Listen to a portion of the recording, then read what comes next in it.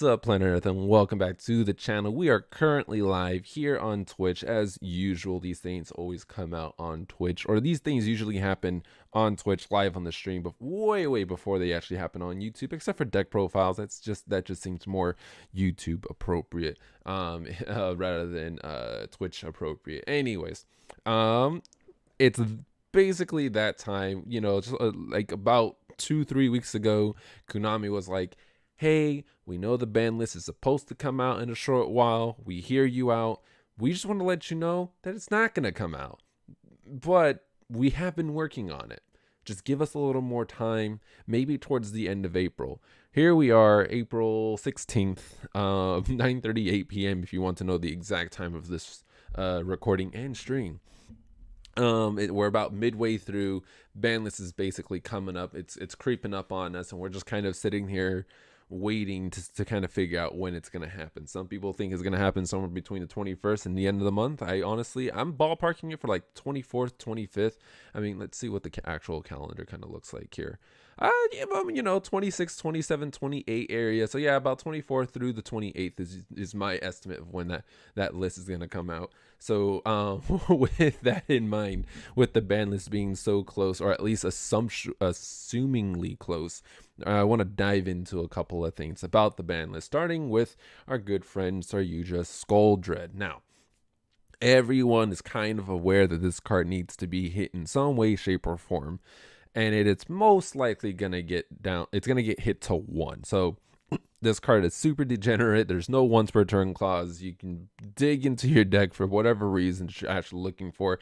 This card is essentially the reason why what's that one slash draw spell card or whatever made its way to the limited list. You can special summon from your hand. You can do a lot of degenerate things with this card, especially with anything that exploits guard dragons, essentially, because guard dragons usually are that's the archetype that really kind of chews off of this card per se. So one card to kind of keep your eyes out for. Now, another thing is artifacts. It's one of those things like, what is it essentially you want to hit? Artifact Scythe or Artifact Sanctum? Now hear me out, right? Hear me out. Artifact Scythe, the reason why people want this card to go is because this card practically locks your opponent out from the extra deck. And if you lock your opponent out of the extra deck, you're basically saying you can't play, which is almost every freaking deck in the game, right? The only decks that don't really utilize an extra deck would be Subterra Guru or True Dracos, things like that. It's usually how it kind of goes. But Thunder Dragon, Sky Striker, Sky Striker, Crusadia Guard Dragons, all those bad boys, the big dogs. I burped again. That's 2 in a row. The big dogs that's kind of prowling the night, kind of taking over in different contests. Even though there's a couple of lingering rogue decks that are also kind of going about. Use that extra deck, and if you play Artifacts, like you practically, Marnox is another one. You're practically facing a big boy wall. We're not trying to face a big boy wall. Now, here's the thing: Artifact Scythe it only comes out, or at least it easily comes out, because of Artifact Sanctum. Now, I'm the kind of person where it's just like you hit the enabler, you don't really hit the problem, but then like you'll hear me in a later down in a couple of minutes or whatever it is. I'm always the kind of guy where you kind of hit the heart of the problem. Right now, Artifact Scythe, even though it's a degenerately busted card, the reason why it's a great card and a really annoying card to deal with is because it comes straight out because of Artifact Sanctum. If you take away that shortcut, then you essentially kill that kind of side deck option. Now, would that essentially mean that the side deck option would never be good ever again? No, this card can still be a problem. So with that being said, you might want to consider just kind of leaning on Artifact Scythe rather than Artifact Sanctum, but kind of be aware that Artifact Sanctum could make its way on the list. It's a good chance that it's probably going to get banned. There's no real way of saying, hey, we can limit this. I mean, if the card is limited, you can still use it. So there's no way around it. The next thing is rank up Magic launch. Now, here's my personal debate between Azathoth and rank up magic. Like I said, I'm always been about like focus on the enablers or whatever the case may be. Don't essentially hit the card that's the end result. Kind of like with Firewall. Firewall wasn't the end result. It's whatever Firewall broke that's the end result. That's what you. But then again, Firewall was technically the end result because that's the reason why enabler.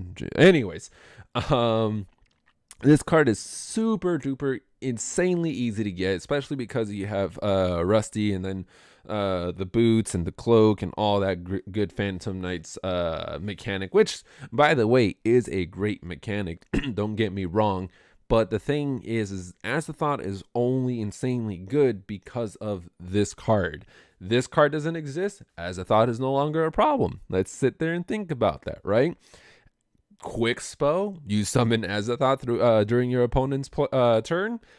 Boom, you've got control of the board. Now, if you take away the quick spell, you have to get Azathoth during your turn at a cost of whatever resources you might need to pay up to be able to get Azathoth. So it's one of those things where it just makes sense, right? Maybe I'm just beating a dead horse at this point. But moving forward, dangers, as always, is like the topic that never, ever finds its way of being silenced. Now, what happens with dangers? You can't hit an entire archetype. You don't know which danger to hit. Maybe you just hit the danger playmakers, right? So that would be Nessie and the Jackalope. You hit these two.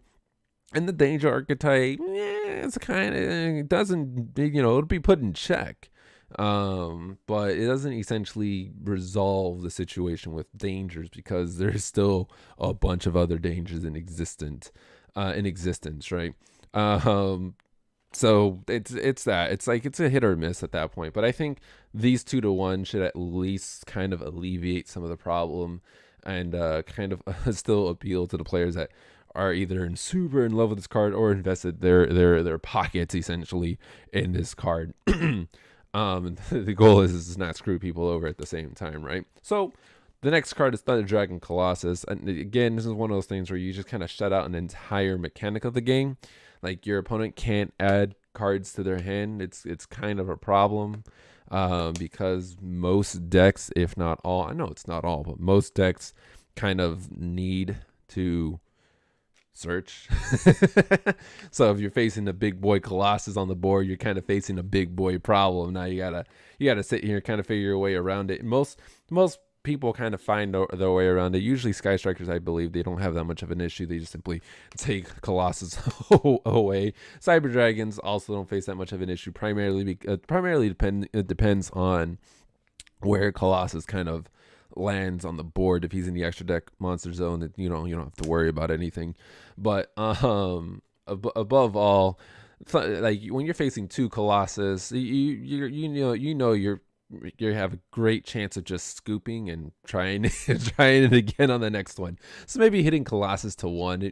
Thunder Dragons wouldn't be completely dead. Thunder Dragons would still essentially survive with 1 Colossus. I think, in my opinion, having 2 or more is a little too much for most players, especially if the deck doesn't have that kind of resource to spare to get over the problem. Anyways, I don't need to even say much more. Multi-role Sky Striker, it's a problem. Everybody knows this. This has been an ongoing conversation for like the last God knows how many months.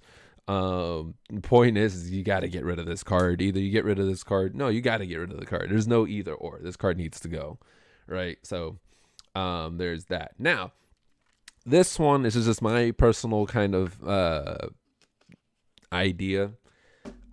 Zombie decks is like my number one arch enemy in terms of like my own personal deck. I play ABC Cyber Dragons, so you can only imagine the struggle that I go through. Now, not only does my friend essentially play Zombie World and then his zombie deck, I don't mind it that much. It's at most times that I play, like if say like Dueling Book or whatever, I usually run into this problem, and I run into people playing zombies.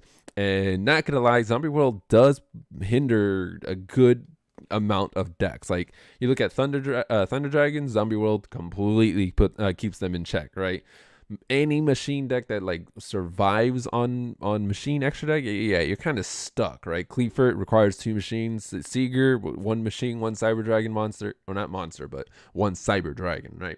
So there's a couple of a couple of hiccups here, especially with Salamangreats also now facing this kind of a hiccup. Pardon me, my throat's drying up. I needed to get that water in. Anyways, so even Salamangreats kind of faces hiccup, right? With Zombie World out on the field, they can't get the field spell to their hand because Balinks needs a level 4 lower Cyber monster. So there's that kind of problem. And the next thing that I'm not a big. Oh, by the way, maybe Zombie World to 1 is fine. I mean, don't completely kill it because Zombie World is essentially the reason why zombies are rogue, and I want zombies to continue kind of striving. But at the same time, too much control can be too much of a problem. And then last but not least, Altergeist. I don't freaking know what the name of this freaking card is. It's Silk. I'll just call it Silk. Altergeist Silk. I've played one too many Altergeist players where I don't freaking I don't give a two butts of an ant about all of the back row that they have, or even the floodgates that they have. This card is the bane of my existence every single time I play against Altergeist. It's a complete frustrating problem. I mean, this is the one card where Altergeist definitely live without. They've gotten a bunch of other goodies that can help them kind of strive along, even though Altergeist kind of uses as their backbone per se. But still, like, geez, like, stop. Like, that's my mindset. Just stop. So this card can definitely just like disappear, but I mean, obviously I can't just say it deserves to be gone from the game. Maybe capping it, I don't know, maybe to like 1 would probably be fine. If you're dealing with a never-ending supply of Silk over here, then you're never gonna really have a monster on the board, let alone a card on the board. So everything's about timing. If your deck can put out the combos that it would need to get around this kind of situation, then you're just kind of sitting there waiting for your opponent to finish playing solitaire and then hitting you with a bunch of peanuts. Don't upset the clam though. Anyways, that's pretty much all the cards that I feel that needs to get checked in some way, shape, or form. I'm going to chat about Summon Stork here in a second. You see her in the bottom right here. But yeah, these are my thoughts. Now, I'm not saying that I'm right. I'm not saying this is a ban list prediction. These are just my opinion through my personal experience in playing the game through, my own time, essentially, right? And then whatever I see surfing the internet in the wormhole of the virtual life, right? And so with that, kind of bear that in mind when you guys comment below some other cards that I might have left out from this kind of what we can and can't really, I don't know, piece together for the next ban list. But aside from that, moving on, Summon Stork. I don't like. Okay, I understand why people haven't played against Naturia Beast. Honestly, like I need to sit down and figure out why they're. I don't think they're like great, but I know the Naturia Beasts were like kind of on the scope. Anyways, Summon Stork. This is a card that like a lot of players, or at least a lot of YouTubers that I've seen, they're like, this card needs to go, right? I've said it in previous 2 ban lists. I will say it and I will stand by what I said today and moving forward. Summon Stork does not need to be put in check for X amount of reasons. 1, every deck that plays her only plays her at 1. You will never see more than 1 of her in a deck, right? 2, she is only an extender. She's not even an enabler. She's an extender. And that's, for me personally, there's a difference, at least in my own kind of scheme, if whatever labyrinth that I have in my mind, that there is a huge difference between an enabler and an extender. She's only an extender, and if you cut this card out of the game, you're killing a lot of road decks. And for me personally, any machine deck, literally any machine deck, and that also includes zombies. Like zombies also need this card to be able to continue being a rogue contender. So for me personally, leave this card alone. This card does not produce a problem. It is an extender, and even decks that can fully dominate in today's meta don't even use Sky Strikers. I don't see a Summon Stork in Sky Striker. I hardly see a Summon Stork in Salamangreat. I don't know if it's just because the way that I play it, and then some other people that I've seen play it. Like I usually just kind of see a Sunlight Wolf Heat Leo type focus with the the back row problems already. So I mean, yeah, that's my niche about Summon Stork. And again, I stand by my opinion, and I stand by my ground. Leave this card alone. Now, cards that are currently on the ban list that that I think can come off of the ban list. Now, there's obviously a handful of freaking cards, but I'm only picking 3, right, just from the list, just because we can go for days about X amount of cards, right? So the first one is Ancient Fairy Dragon. Now, the reason why I feel we can get around with Ancient Fairy Dragon, at least being at 1, is primarily because the top decks or the meta decks nowadays, they don't play synchros. Sky Striker doesn't play synchros. Salamangreats don't play synchros. Not even Thunder Dragons don't play synchros. Like, I haven't seen top decks. Crusadia Guard Dragon obviously plays synchros, but they wouldn't be playing this synchro. Like, yeah, it's a dragon, but they want to put negates. They don't want to put an extra body on the board with field spells, basically. So that's when, the Ancient Fairy Dragon, we should probably consider kind of slowly bringing back into the game. Like I said, no big boy deck is playing synchros essentially, unless it's the Guard Dragons. And again, Guard Dragons want to put up negates. They don't want to put up extenders essentially. So kind of bear that in mind. The next card is Performapal Monkey Board. Now, I personally never seen the reason why this card made its way to the ban list. I just kind of saw it, I read it, and I'm like, this card, why is this card on the ban list? Kind of ordeal, right? I think this is a card that can probably make its way back into the game slowly, if not completely, right? It's no different than like symphonic, like mics and symphonic guitar in a way. This is like both of those in one. For those of you guys that don't know, basically his scale changes depending upon what's on the other zone. And he gets to add a Performapal monster, basically, from his deck to his hand. Then he does have a monster effect. He can reveal one Performapal, one Odd Eyes monster. He can reduce the levels, etc., etc., etc. So this is one of those things where it's like, oh, great level manipulation. You have search, but I mean, like, what deck doesn't, essentially? And so, yeah, I mean, like, Performapals. I don't really see Performapals being played, like, at all. I saw Odd Eyes play like once, and it's only from one of my friends, and he plays it as like, hey, this is my gimmick like deck. And yeah, so I think Performapal Monkey Board can come off of the list in some way, shape, or form. Now, Max C, everyone's like, Max C can come back to 3. It's either 3 or none.